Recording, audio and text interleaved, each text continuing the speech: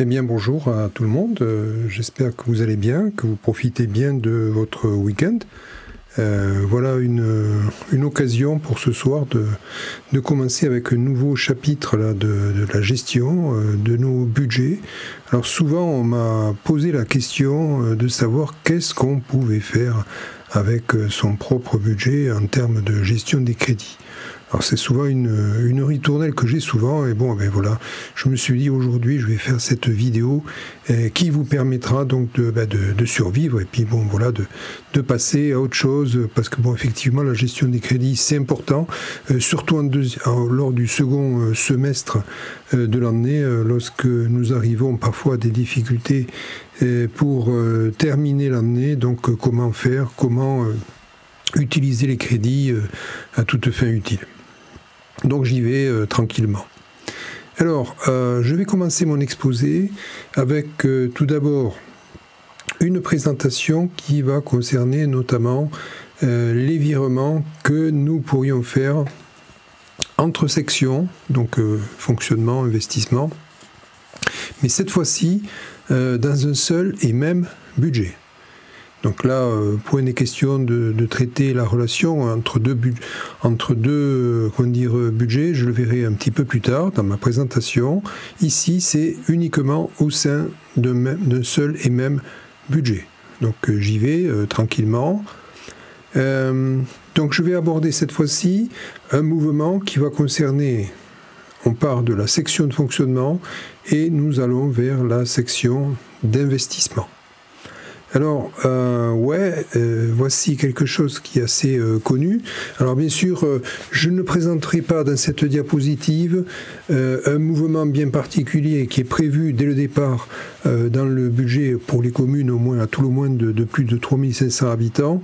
Je pense notamment les mouvements donc au titre des dotations aux amortissements que vous avez entre les chapitres 0,42 en section de fonctionnement et 0,40 pour la section d'investissement. Non, je vais rajouter d'autres mouvements qui sont connus aussi d'ailleurs. Hein.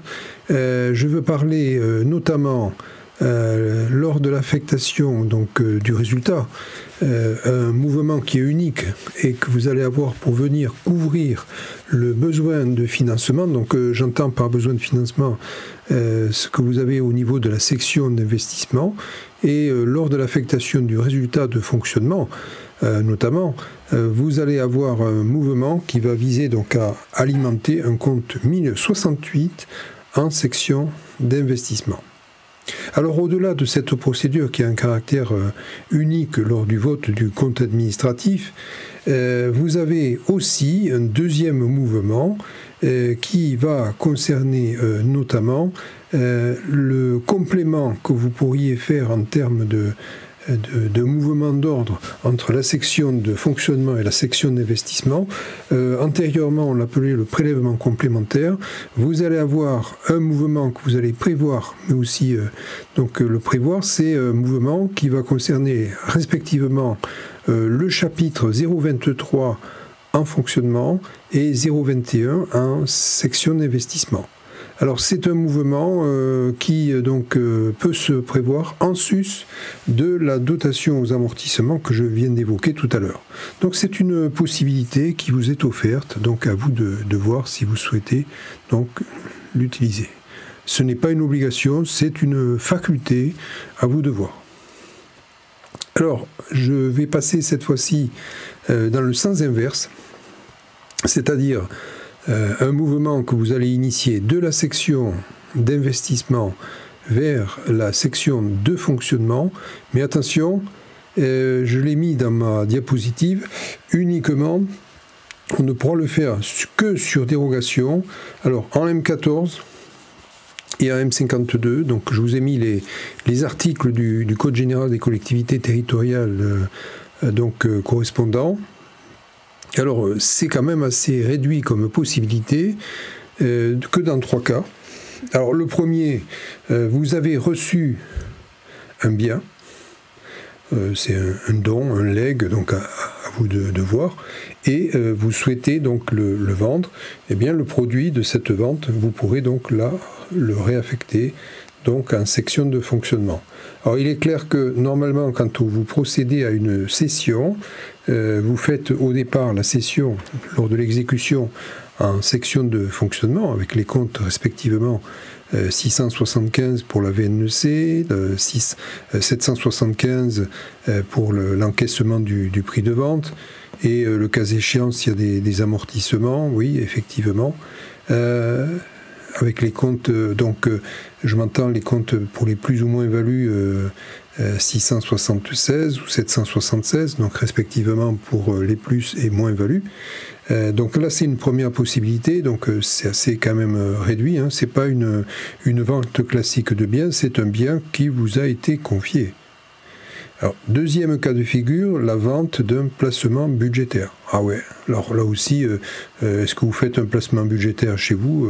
Bon, c'est pas donné à tout le monde, il faut reconnaître.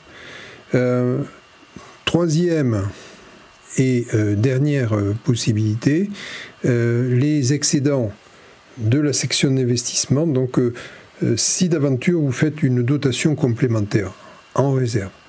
Alors bon, effectivement, là aussi, ce sont des cas, quand on regarde ces trois cas en particulier, il faut reconnaître que c'est quand même assez limité. Donc on est, franchement, autant le dire, hormis ces trois cas, la porte semble assez fermée quand on regarde bien, donc il faut vraiment avoir une possibilité. Alors j'ai beaucoup parlé de la M14, de la M52 pour les départements, quid de la M57, puisque quand même dès l'année prochaine nous allons avoir à évoluer là-dessus. Alors il y a une innovation dans le premier pavé là que vous voyez, donc effectivement la possibilité de procéder à des virements de crédit de chapitre à chapitre à l'intérieur d'une seule et même section. Alors il y a juste une exception, c'est ce qu'on appelle les chapitres donc, de dépenses de personnel, donc le fameux chapitre 012. Donc lui est hors périmètre, et il faut reconnaître aussi que le pouvoir de fongibilité, hormis cette exception, il n'est pas non plus réservé pour les virements que vous pourriez faire vers des chapitres pour ordre. Donc ça ne concerne pas non plus les chapitres 042 ou 040 ou 023 et 021. Donc nous restons sur des mouvements réels. Alors, il y a quand même une limitation, certes, il y a des exclusions, certes, mais vous avez des limitations aussi en termes de montant. C'est notamment tout ce qui a trait, bien évidemment, ce qu'on peut bouger, quoi, finalement. 7,5% des dépenses réelles au niveau de chaque section. Alors, dépenses réelles prévisionnelles. Hein, donc voilà. Alors c'est pas tout de pouvoir le faire. Faut-il pouvoir l'indiquer dans le chapeau, dans la rubrique qui s'appelle information générale, modalité de vote du budget.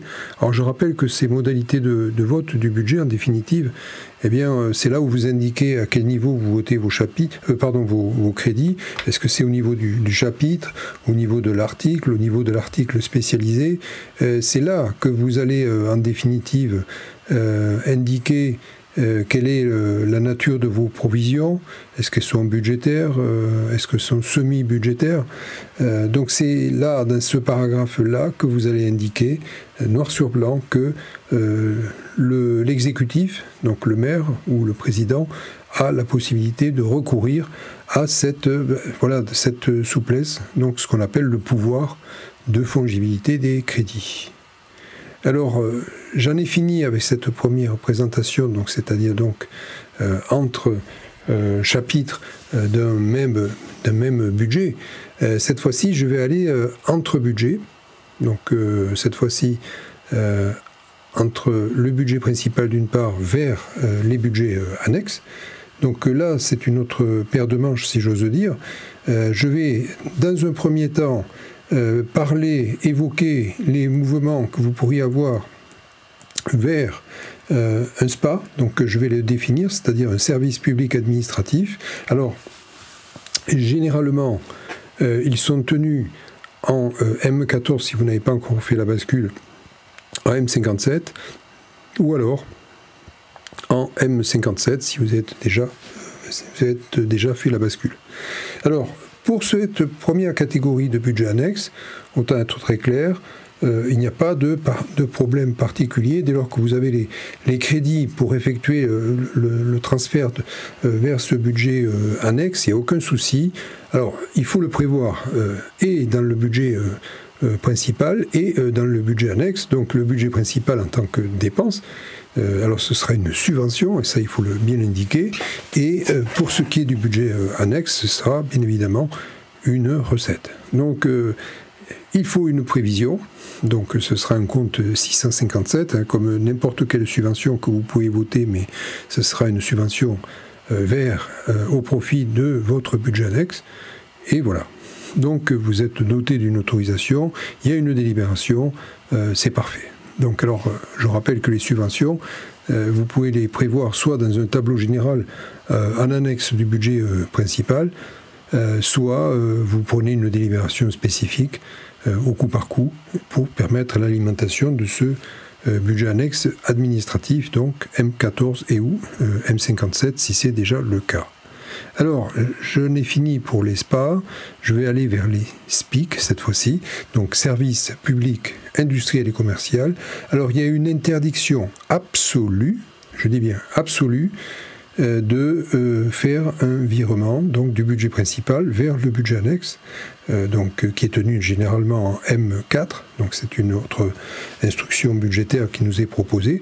Alors les références, je vous les ai laissées là, eu égard au type de collectivité dans laquelle vous vous trouvez, donc ces références du Code général des collectivités territoriales. Alors à ce principe pur et dur, vous allez avoir à prendre en compte un certain nombre, alors je ne dirais pas d'exceptions, mais plutôt des aménagements, et ces aménagements ne concernent que, malheureusement, les collectivités du bloc communal. Donc si vous êtes un département et ou une région, ce que je vais vous dire, ça ne marche pas, donc c'est pas bon. Alors quels sont ces aménagements? Vous le voyez, ils sont au nombre de 3. Le premier aménagement prend en compte le fait que vous ayez des contraintes particulières donc de fonctionnement. Donc effectivement, dans un certain nombre de cas bien particuliers, la collectivité va pouvoir donc effectuer un subventionnement.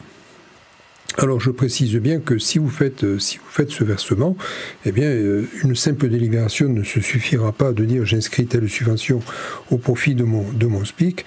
Il faudra qu'une délibération qui soit sincèrement bien motivée. Alors si vous avez la nécessité de procéder à des investissements au sein de ce budget annexe, et normalement, si vous avez des recettes en face qui devraient pouvoir financer cet investissement, mais dans un certain nombre de cas, je dirais même très souvent, vous ne pouvez pas faire autrement que de verser une subvention de la part du budget principal pour éviter des augmentations que l'on qualifie d'excessives des tarifs. Alors je rappelle que les tarifs, ce sont ceux qui seront donc donnés par... payés par les consommateurs. Hein. Ce ne sont pas les contribuables cette fois-ci, ce sont les consommateurs, donc ceux qui vraiment utilisent ce service. Alors, enfin, un dernier cas, je dirais que il y a des charges, donc effectivement, qui auraient une conséquence parfois. Les suppressions subitement de prise en charge par le budget de la commune, ça entraînerait de telles hausses excessives de tarifs que finalement, il y a une tolérance. Alors je ne vous cache pas que dans les 3 cas, moi je ne peux que vous inciter à vous rapprocher de votre préfecture pour valider, je dirais bien en amont, cette possibilité, la valider, parce qu'effectivement, je dirais que prendre la délibération sans avoir pris la tâche de votre préfecture, je pense que là vous allez vers un certain nombre de problèmes. Donc effectivement, vous avez cette possibilité, mais à vérifier avec eux. Alors, je vais arriver à un certain nombre aussi de rappels. Alors, il faut dire que vous ne pouvez pas dans le cadre de cette subvention que vous allez verser, financer à 100% le déficit. Je pense notamment aux communes de moins de 3000 habitants pour ce qui est des services de distribution d'eau et d'assainissement. Donc effectivement, on a parfois ce genre de situation. Donc dans ce cas-là, si vous avez moins de 3000 habitants, c'est fichu. Vous pouvez la verser, la subvention. Mais encore une fois, vous ne pourrez pas donc avoir un financement à 100%, ça pourrait être 80%. Donc nécessairement, votre délibération devra expliciter cette prise en charge. Deuxième élément, je pense notamment donc au service d'assainissement, dit non collectif. Là, vous avez une possibilité de subventionner à compter de la création, mais pour les 5 premiers exercices. Donc effectivement, là, on est quand même... Bon, ben voilà, vous êtes dans une création de services, et donc nécessairement, je dis bien nécessairement, les dépenses au départ, les investissements que vous réalisez dépassent de loin les recettes que vous pourriez espérer au titre du paiement par les consommateurs. Donc nécessairement, voilà, il faut quand même un accompagnement par le budget principal. Enfin, dernier cas où vous ne pouvez pas financer à 100%, ce sont donc les éliminations donc, des déchets, donc le service donc, des ordures ménagères.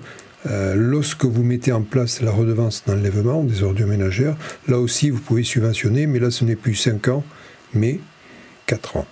Donc vous voyez qu'il y a quand même un certain nombre d'aménagements. Voilà donc ce que je peux dire là-dessus sur cette interdiction donc, de financer à 100%. Alors j'en arrive cette fois-ci à un autre mouvement entre budgets. Alors cette fois-ci, non pas du budget principal vers le budget annexe, mais plutôt l'inverse, et un budget annexe bien particulier, le SPIC, donc le service public industriel et commercial. Alors là, que dire? Alors j'ai surtout beaucoup abondé dans le sens d'un excédent d'exploitation, donc de ce fameux service public industriel et commercial, vers la section de fonctionnement du budget principal. Alors je vous ai laissé en dessous les références du Code général des collectivités territoriales, comme pour les autres diapositives. Vous avez, 3 cas. Je dirais que ça doit se passer, si vous voulez, cette reprise dans un sens, disons, décroissant. Donc en priorité, si vous vendez des biens, si vous avez notamment des plus-values, eh bien, effectivement, je dirais que ces plus-values iront pour des mesures de financement d'investissement. Donc là, il y a une reprise qui se fait dans ce sens-là. S'il y a un surplus, ça peut arriver, je veux dire, ce surplus viendra pour la couverture, alors je l'ai mis entre parenthèses, c'est le produit suivant, donc le besoin de financement de la section d'investissement de l'année précédente, moins, s'il y en a, les plus-values de cession des éléments que vous auriez pu vendre. Donc effectivement, c'est ce besoin bien particulier qui peut être financé par votre section. Enfin, pardon, par l'excédent d'exploitation. Et s'il y a encore un solde. S'il y a encore un solde, malgré ces 2 premières étapes, ce sont les dépenses d'exploitation ou d'investissement qui sont dites en report à nouveau. Ça peut arriver.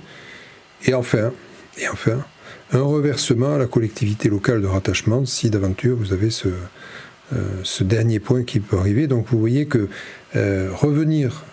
verser un excédent d'exploitation de SPIC vers un budget principal, ça peut se faire, mais à condition d'avoir financé ces 3 niveaux de dépenses qui ont un caractère impératif avant de penser au dernier élément qui est le reversement au budget principal.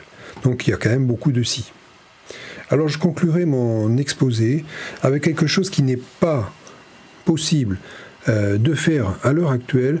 Je pense notamment à un transfert de résultats de la section d'investissement d'un budget, alors peu importe que ce soit le budget principal et ou un budget annexe, peu importe sa nature, SPA ou SPIC, vers un autre budget.